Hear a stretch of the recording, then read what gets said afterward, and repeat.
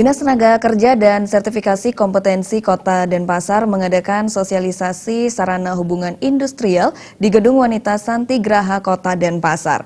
Kegiatan bertujuan untuk meningkatkan produktivitas dan kesejahteraan pekerja maupun pengusaha.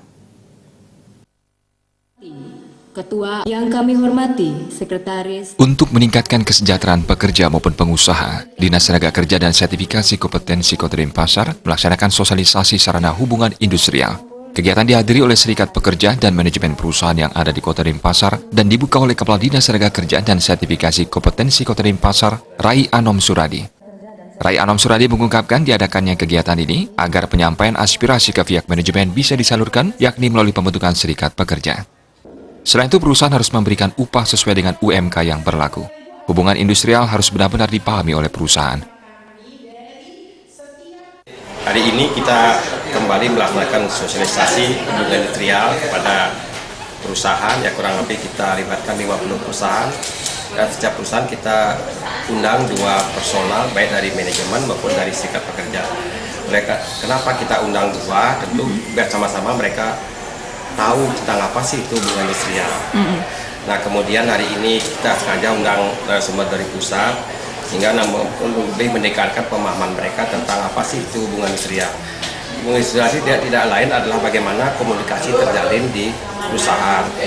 Wujud bentuk sarana daripada hubungan industrialnya banyak.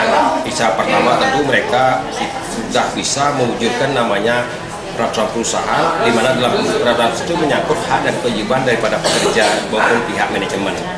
Kemudian juga ada produknya berupa perjanjian kerja bersama atau PKB. Nah, ini menyangkut tentang hubungan apa-apa sih yang mereka bisa komunikasikan di dalam suatu perusahaan itu.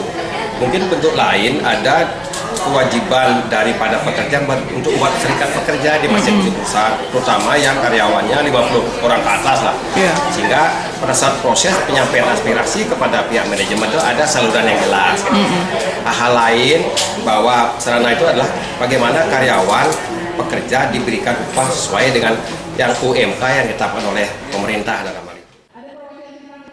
Kegiatan kemudian dilanjutkan dengan sosialisasi yang menghadirkan narasumber, diantaranya Kasubdit Hubungan Kerja Direktorat Persyaratan Kerja, Kementerian Ketenagakerjaan RI, dan Kepala Bidang Kepesertaan dan Pelayanan Peserta BPJS Kancap Denpasar.